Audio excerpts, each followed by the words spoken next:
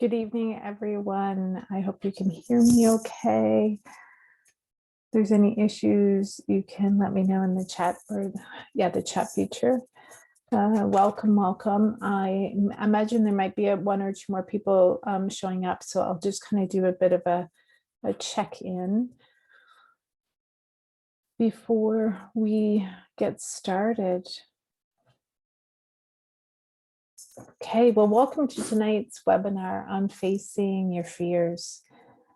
Just to give you kind of a sense of what's going to happen, we're going to cover what is fear, how they develop, and how we can manage or change them.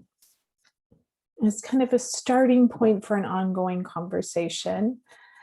For those of you who don't know me, if you're new to me, my name is Glenda. I'm a registered psychotherapist and a yoga and meditation teacher. And I opened Mindful Healing Space in 2012. And over the past almost decade now, I guess, I can't believe it's been that long, it has really evolved as my own practice has evolved. And this weekend, I'm officially opening a space within the website called Mindful Practice Space. And this has been kind of evolving in different ways over this year as we've been kind of playing with this idea. But this webinar is part of this overall practice. And so I wanted to kind of give people a sense, because I know that some of you are new. So the idea is really around helping us in these bite-sized pieces to start to work through and develop and cultivate practices that help us live our life more fully. So for now, at least the space is free. It's open to anybody who wants to practice mindfully and practices that relate to this. And of course, you'll find writing meditations, you'll find meditations themselves, movement, reflective practices, as well as webinars. And so kind of how it's set up is every season we move through the changing seasons. That reminds us in some ways that things build on each other, right? There's an energy to things and everything is necessary. It isn't like we can come in, practice something and kind of fix it. Even today in this conversation, you'll hear me kind of refer to many other bits and pieces, all of which you have available to you. So our theme for this springtime was coming alive, and this idea of coming alive, which very much is, springtime with all of the movement out of winter, at least for us in the Northern Hemisphere, moving out of the winter into the springtime and what that brings with it. And now, of course, with this weekend is summer solstice, so the first day of summer, which has this own energy to it. It's really more vibrant energy of summer. And so our theme for the summer seasons, the summer months, is vitality. And so each month then in Mindful Practice Space, we work on a different theme. And for June, it's shine. So shining our light, which is really around what we're going to be talking about today. And in July, it's going to be this concept called right action. And really, it's around the mindset that we have, but then how we move into action that feels in alignment with who we are and how we want to be in the world. Okay, so an overview, if you will, of kind of some of the July events really quickly before we get into the content and why others might join us. Our theme for July is joy. So of course, or pardon me, not joy, it's right action. I just said that. August is joy. And July events, the first one, on the first I'll release the Writing for Wellness, that'll become available. The second is our Yoga Nidra classes, which we have the first Friday of every month. And we've been doing that for about a year now, and it's a lovely practice. If you haven't done it, I highly encourage you to join us. Around the 8th or around the time of the new moon every month, which is usually around between the 8th and the 12th, depending on the month, I'll release a new moon. It's I'm calling it a meditation, but it's not just a meditation. There's a bit of movement in that practice as well as other things. And then on the 23rd, we'll be doing another webinar. This for July, it will be on making hard decisions. So last month, the webinar was on the science of habits. This month, we're talking about facing those fears. And next time it's about making hard decisions or making choice. And so you'll see how these are kind of building upon each other. But certainly I hope that this class in and of itself will give you something to ponder, something to think about at least, and how this might impact your life, your day-to-day life right away. So to shine your light, we have to be connected to our own heart space, whatever you might call that, this inner world that we all have, this inner kind of place that we all have where we have a yearning perhaps for what our life could be like, to that which we know ourselves, our gifts, and we allow that kind of light to shine both inwards and within us, but also outwards as a beacon to others. Often, we shy away from doing what we really want out of fear. We worry about what others might say, how we might be judged. We worry about doing it right, or whether we're going to make a mistake or not. And all of this worry and fear, that it really holds us back sometimes from doing what we really want to do in the world. It's almost like imagining if it's shining our light, that these are the fears, the debris that kind of get on the light, making it dull. So it isn't that the light is still within us, if you will, but it's all of these layers of things, the fears and the worries that stop us from really shining our light in the world. So what is fear? I think we all kind of, obviously, we've all felt it, I'm sure. And really it is about feeling, right? Sometimes it's about how we think about things. And sometimes, it's the world around us and an understanding of things. But when we think of fear, fear is an emotion. So it's our emotional response to situations, events, thoughts, where we feel unsafe. We feel that perhaps it's dangerous, but certainly it makes us feel unsafe or unsure. That's a big one, right? The uncertainty of things creates fear. As we've moved through this past year, there's been lots of moments for many of us where we have felt really uncertain about what's going to happen, And so when we think about what that is, it has a real impact on not only our emotional state, of course, but also on our physiology. So there's an event and our brain deems it unsafe. And we have an emotional reaction that says danger, danger. And that results in our body responding with anxiety. And anxiety is meant to, in a quote unquote healthy way, assist us in that moment to get to safety. So that stress response is really meant to help us move and get out of the dangerous situation.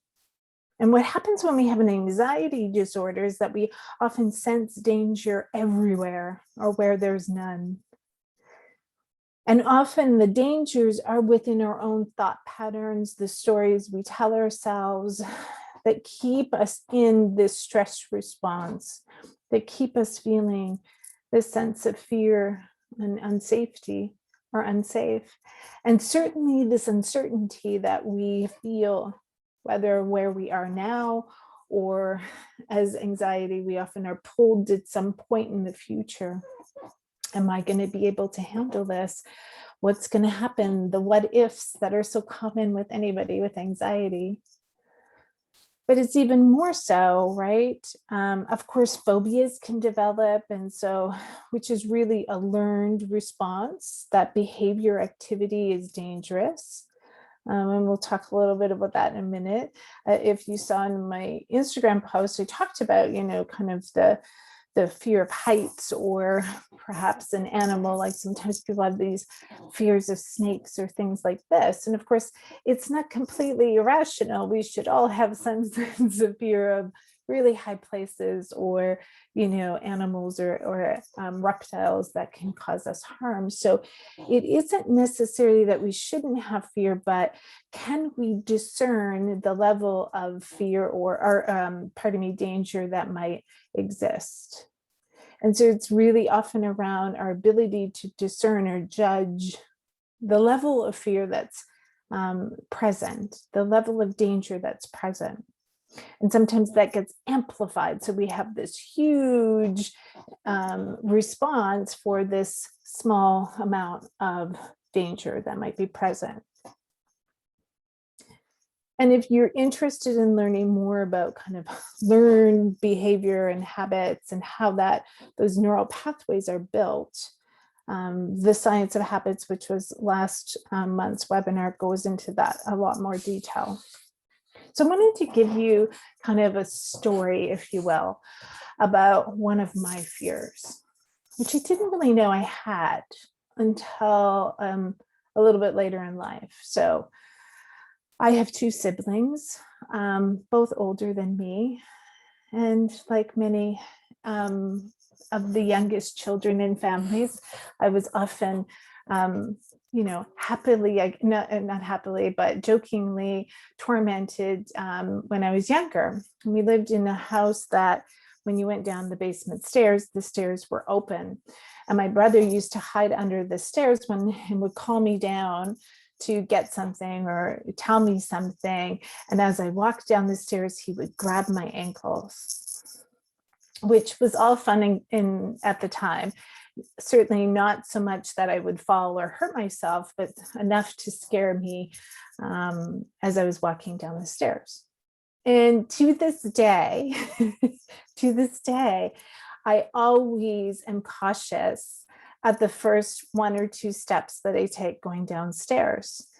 And I didn't really notice. I honestly, as I've gone through this so many times and going downstairs, right, you just become so used to the way that we behave, even though I would have this response, I would be very cautious. I would look, going on an escalator or anything like that. I would be very cautious. Once I got past the first step, it was easy breezy from there. But that first initial step into it was always this moment. And I didn't even realize it until I was having a conversation and somebody asked me about it. And I said, well, I didn't even realize that I was doing that. It just became something that I had done so many times up to that point that I didn't realize. And then, of course, as I started to think about it, I started to remember how I was linking, of course, this and had learned this from such an early age. So even now, I still kind of do it, but I don't have the same sense of fear because I've kind of worked through that emotional reaction and where it comes from. But not all fears, right, are the things that we really like, those big phobias. So you might be able to identify some of your fears, like a fear of heights or, something like that. But what are those other fears that are just so much a part of your everyday life that you don't even realize it's an actual fear of something that's holding you back?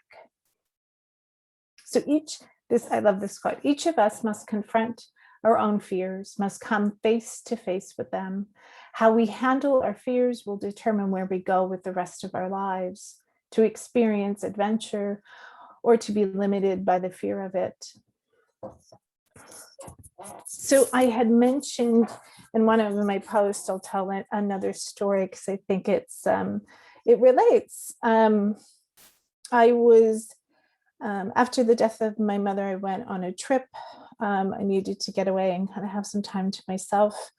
And I went to Galapagos Islands in Ecuador because I always wanted to just to be in this space with such wildlife where it's their home and we're just visitors there. And one day we were on the boat and we were going snorkeling, which I love to do. I love the water. I'm a diver. I'm a fairly good swimmer, although not an amazing swimmer. I'm a good swimmer. And this day I was really, I had a lot of anxiety about getting in the water, and I couldn't understand why. And I was really kind of pushing against it, like, I'm being ridiculous, there's nothing, it's fine. I was even imagining what I was missing out on, which was that day, the team of life that everybody else was seeing in the water, and I was missing out on it because I couldn't get past this fear that I was having. And it actually took me a few more months of some other experiences that were similar that summer to kind of recognize what was going on in this linkage to my own grief that I was going and the anxiety that I was feeling as a result of my grief. But certainly it was presenting itself with this fear of water, even though I had previously loved it. And since kind of moving through my own grief, can get back in water again. But definitely, even in noticing what I was missing out on, even that didn't really change my ability to move through that in that moment. And so we'll talk about that in a minute, about kind of the impact of that, right? But the first thing that we need to do as we face our fears is really this development of self-awareness. The self-awareness. Self-awareness is fundamental to growth in our development. So it's foundational to emotional intelligence as well, building healthy relationships and so much more. And really what it is it's having a strong sense of self, like, who are you? Not who do other people think you are, or what roles do you play, or your relationships to other people, but who are you? Who are you? So do you notice the thoughts or the sensations in your mind, your body? Do you know what you need at any given moment in time? Are you aware of the difference between you and the thousands of thoughts that spit out of your brain at any given time? The tales that we tell, the stories that we carry. We grew up listening to stories of our families, reading stories in books. Many children create elaborate special worlds with our imagination when we're younger. Stories can inspire us, they can scare us, they can enrage us, and they can also create possibility. The mind is powerful, but it's also limited to the potential that we allow for ourselves.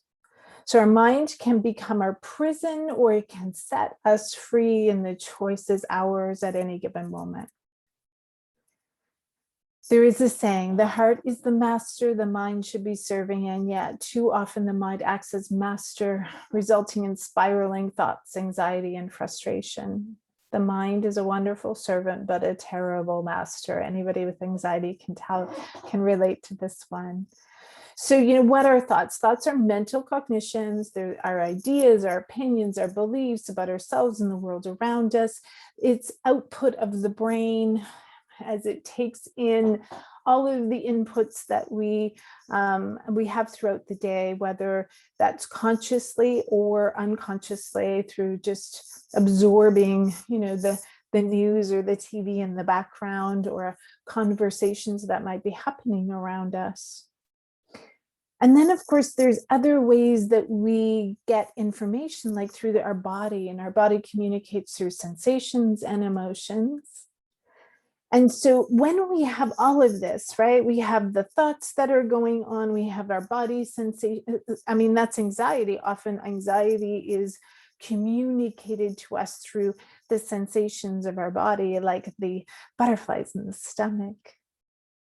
And then, of course, we create from that this story. And this story can sometimes be very provocative, and it can keep us where we are, feeling maybe stuck or just comfortable in where we are. And the question then becomes, what's on the other side? What's on the other side of your fear? What is on the other side of your fear? Do you want it enough to face the discomfort? Because that's sometimes where we end up being, right? Do you trust yourself enough to move through it? But also it requires, the movement from the comfortable to the discomfort, from what we know to what we don't know. And sometimes our mind, right, in this story, it seems like it's so big, the separation between the comfort and the discomfort to another place that feels maybe okay, that it keeps us where we are. It keeps us where we are.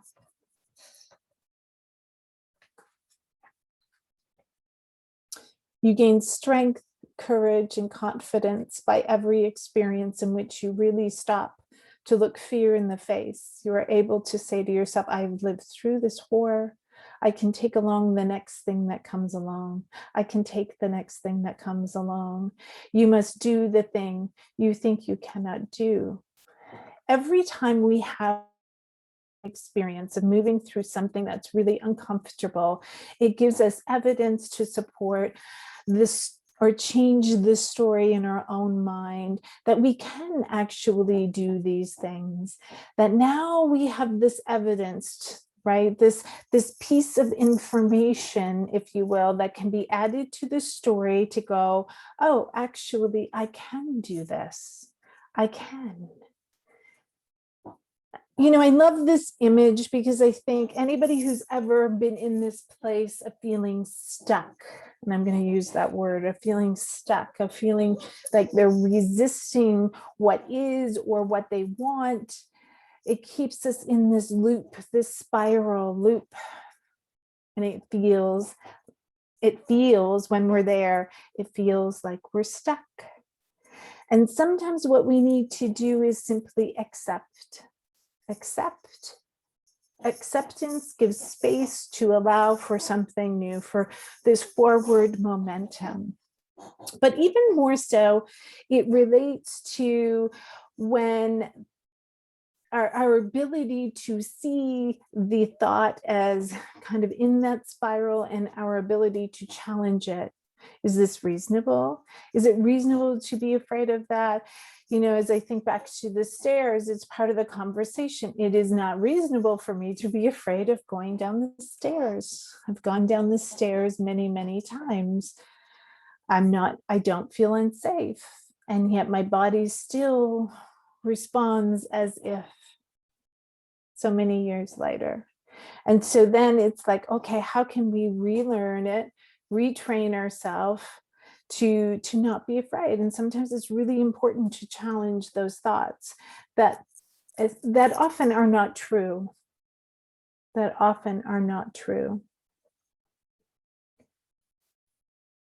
When we're talking about, so we're building self-awareness, what is our fear? Where is it coming from? How, what's the story, if you will, attached to it? What are the thoughts that are coming up or the sensations in our body? Gathering as much information as we can about what that is, but also what we want. And emotional regulation is the second part of moving or facing your fear. And what do I mean by that? Well, often it is learning how to calm those fears, the bodily responses within us, right? So regulating simply means learning how to adapt to it. So think of it like a thermostat, and we're turning it up or we're turning it down. And that's our ability to regulate. And it's a really important part of growing up, right? We learn how to emotionally regulate from our parents often. And if they're unable to do so, we might be challenged a little bit as we get a little bit older. But it is also a necessity for growth and development into our best self. So, it's simple things like, do you have the vocabulary or the somatic literacy to understand what your emotions are? Can you name them? Can you contain it if needed? Can you be with these feelings of discomfort maybe, or the uncomfortability of some of these bigger emotions? Can you process it? Can you communicate it? But can you also be with other people's emotions without it overwhelming you? That's a big one sometimes, right? Sometimes we can kind of learn how to cope with our own emotions, but being with other people's big emotions is a real tough one, which often is why we learn how to, or pardon me, we don't do things for fear of other people's response to it, and our inability to be able to regulate those things, which really relates to this, right? And the importance of emotional regulation in relationship to other people. So there's this other kind of component to this, which is all choices both have a reward to them and a sacrifice. And I'm going to use these words, reward and sacrifice. So for those who know me, you might have heard me use this before, but when I get up in the morning, I go and make a cup of coffee. So that's my choice, is to have coffee. And by doing that, I'm sacrificing the many other things that I could want, that I could have. And although I know that hot water and lemon would be better for me, and I might even feel better, and it might be an overall better choice for lots of reasons, I'm not willing to sacrifice what I want, which is coffee, even though there's some other good choices here. So I don't really have a problem in the decision that I made to have a coffee, because I'm really aware of both the reward and the sacrifice, and the decision making in that example. So of course we're talking about coffee, but lots of times it's the same thing in choices that we're making. So if you are feeling or holding yourself back from something, recognize that in and of itself is a choice. Often because whatever we're getting from that, often comfortability, right? So we're feeling comfortable, the known, the certainty of it is more important to us in that moment than whatever may be on the other side of that choice, or the many other things that might be on the side. And so sometimes we have to be with that long enough, right, before we can move into something else. What does that mean? Well, sometimes we have to be in that comfort until we realize that it's no longer comfortable. So wherever we are in this stuckness, if you will, doesn't feel like stuck at first. It feels like comfortable. It feels okay. And then the longer we stay there without moving, it becomes almost stagnant. And until it becomes, that in and of itself becomes uncomfortable, and we have to move forward and make a different choice for ourselves. Other times we're a little bit more conscious. Again, if we go into the self-awareness of really kind of diving a little deeper into, okay, what do I actually want? And am I willing to give up that which I need to in order to get there? It may seem like a simple question, like the coffee example, but it's not. It's not always so simple. Sometimes we get really attached to our pain and our suffering. We get attached to the uncomfortable comfort, if you will. When we become so used to something, it becomes normal for us, whatever that means, right, these days. Well, normal just means whatever we get used to. The strange thing is, as we move into discomfort, even that becomes comfortable over time.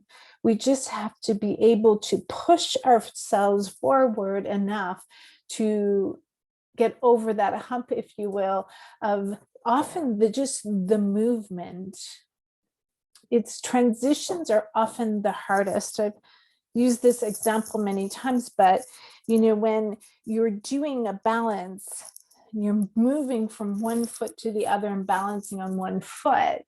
Once you get into position, you're okay, but it's often the shifting of your weight where you're more likely to fall. Why is that? Well, because, it's in the transitions that we have the hardest time. We're the most unstable, if you will. We're not grounded in who we are or what we're doing. And so those transitions are tough. And so how do you kind of help yourself get there, if you will? So I wanted to do a short practice. This will only take a few minutes, but I invite you all, whether you're here live or listening later, to just take a few moments to get comfortable, if you will, to soften and close your eyes, allowing your body to slowly relax and settle into a comfortable posture.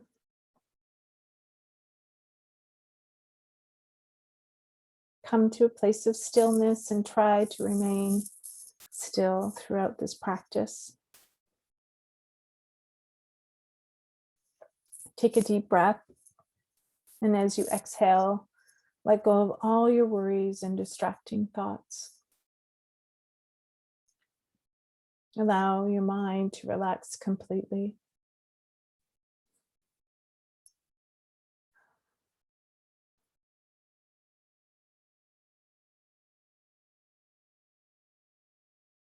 Allow the sound and the easy rhythm of your breath to further relax your body.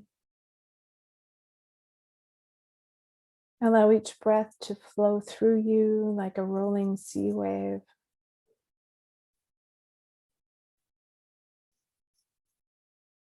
The body is relaxing.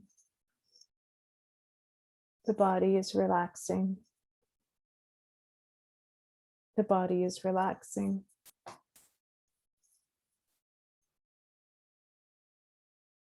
Noticing as you relax the softening of every part of your body, your feet, legs, thighs, softening.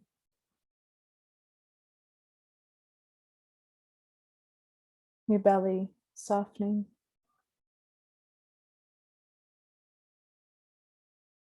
Your chest, shoulders, hands, arms, softening.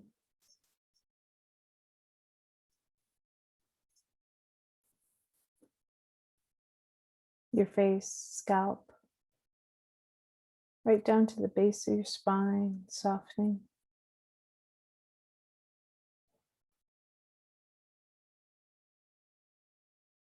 The body deeply relaxed, bringing awareness to the breathing. Gently allowing the breathing to relax. With each out breath, there's a feeling of letting go.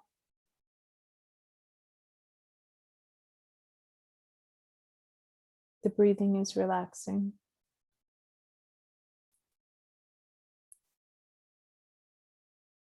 The breathing is relaxing. The breathing is relaxing.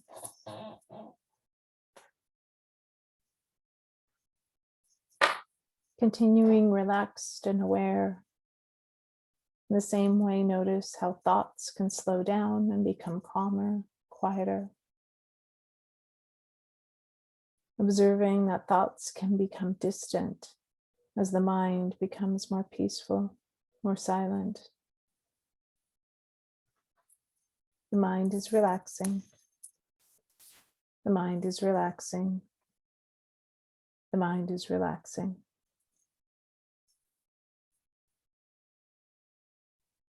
Slowly, slowly, it is as if the mind moves far, far away.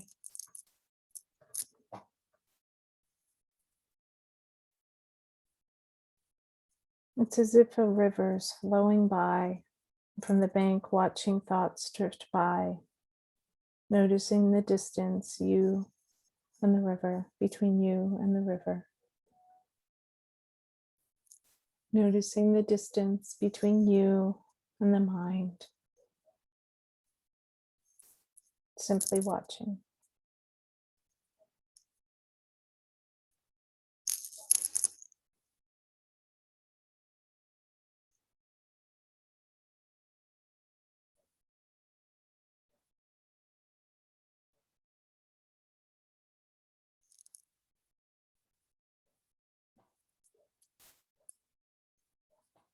Bringing your awareness back to your breath.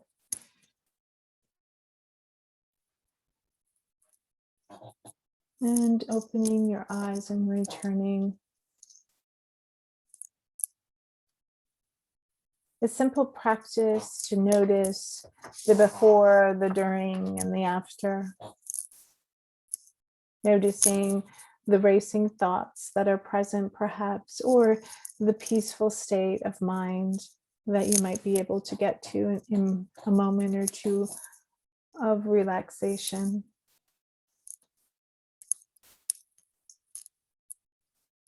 When we're able to bring ourselves, our nervous system into a more relaxed state, we're able to regulate those emotions. We're also able, we know from practice, from mindfulness practices, that when we do these types of practices on a regular basis, we're able to be with discomfort for a little bit longer.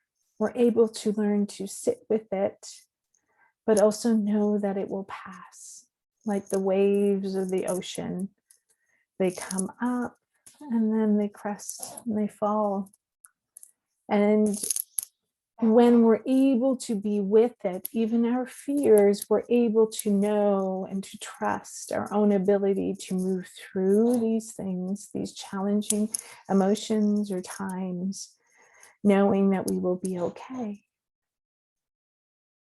And that is part of facing our own fears, is recognizing that our fears don't have to stop us from doing anything, really. They are simply one of the many signals of our body, of our emotional awareness, telling us how we're feeling about the circumstances, whether that's our internal or external at that given time. It's like standing in the back, waiting to go on stage. Most performers of all kinds are going to have some nerves. They're going to have some nervousness in their belly, the butterflies in the stomach, if you will. And if they allowed that, which is fear, anxiety, or excitement, depending on how we talk about it, how we interpret the butterflies in the stomach. But if we allowed that to stop, if that person allowed it to stop, they would never know what it was like to perform, whether they were actor or comedian or speaker. They would be holding themselves back from the gifts that they could be giving to the world. And often we do that to ourselves time and time again. And we tell ourselves stories like, well, it's not perfect, or I might make a mistake, or somebody might judge me, or whatever, fill in the blank. What is it that you worry about? And all of that are just stories, the stories that we make up that hold us back, from doing that which, our heart yearns for it in a way. Maybe even to show the gifts that we have, whether that's just for ourselves or for the other people around us. And so, how do you find the courage in those moments to go from behind the stage and step out?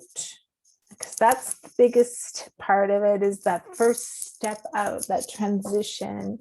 Once you're there, it's like you take a deep breath and you go.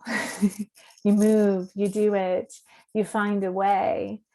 But it's that step often that's the hardest, moving through that mental block, the mental story that we've created.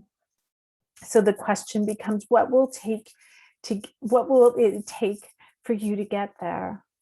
What do you need to hold? Yeah. What do you need to hold what you want on the other side a little closer? Pardon me, let me rephrase that.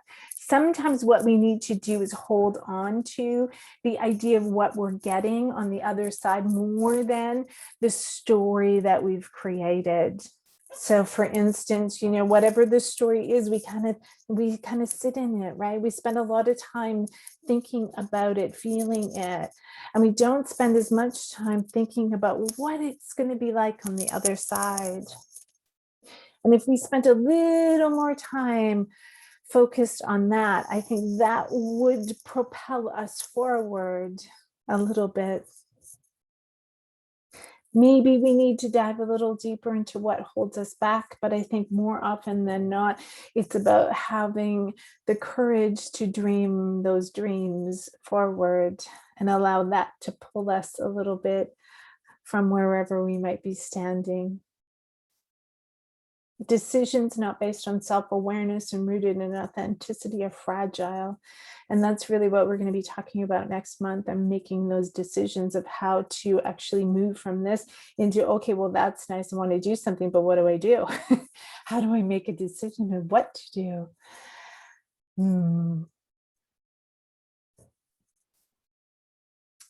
In Brené Brown's book, Daring Greatly, she uses a quote at the beginning, Theodore Roosevelt's quote about bravery and facing your fears. It is not the critic who counts, not the man who points out how the strong man stumbles or where the doer of deeds could have done them better. The credit belongs to the man who is actually in the arena, whose face is marred by dust and sweat and blood, who strives violently, who errs, who comes up short again and again, because there is no effort without error and shortcoming. But who does actually strive to do the deeds? Who knows great enthusiasms, the great devotions, who spends himself in a worthy cause, who at the best knows in the end the triumph of high achievement, and who at the worst, if he fails, at least fails while daring greatly, so that his place shall never be with those cold and timid souls who neither know victory nor defeat. Living life means that we will fail. Sometimes we fail miserably. We will hurt. We'll have our hearts broken. It will take great effort to get up and to try again. Those who have figured out the sweet magic of life, they do it. They know that there is magic, adventure, joy, and so much more in the living of life. And to live life fully takes courage. It takes us facing our fears. And with that, I'm going to see if there's any questions. I thank you for your time. I'm going to actually do this. So if you have any questions, I'm happy to take any. I think there is at least the chat feature, but there's also the ability to put in the Q&A at the bottom. I will give a minute in case there is.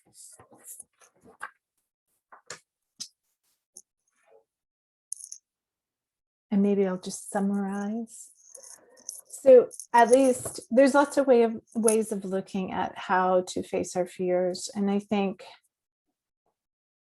fundamentally, it's about really cultivating this strong relationship with self, of this self-awareness of who we are, what we want to give the world, what our gifts are, how we respond to things. It's about cultivating emotional regulation and emotional intelligence so that we can kind of be with that fear in a different way. And then ultimately it's about taking action, even though those actions might be really small. They might be really baby steps. And we talked about that in the Science of Habits last time, right? Where it's really about making small, frequent habits, or pardon me, making things really small, but doing them frequently that build habit.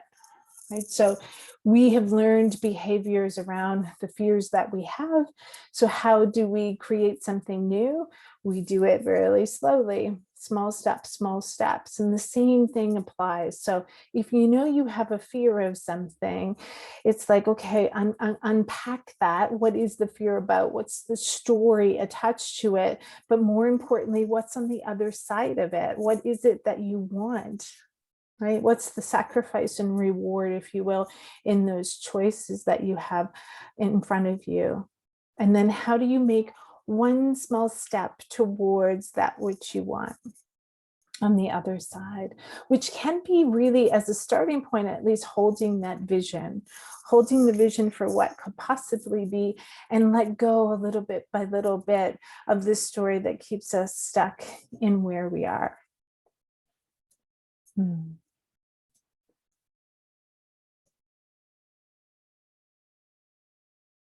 Thank you so much, Cheryl. So thank you to all of you. On the website, all of the webinars are available. There's another one on polyvagal informed therapy, which is really good if you're thinking about having a better understanding of what happens in your body, especially as it relates to anxiety and stress. It's a really interesting and very approachable, although the title of it doesn't sound approachable. The webinar is very approachable, and there's a worksheet that you can use for that as well. So thank you, everyone, and I hope to see you again. If you have any questions, please feel free to reach out. Take good care and have a good night and have a good weekend.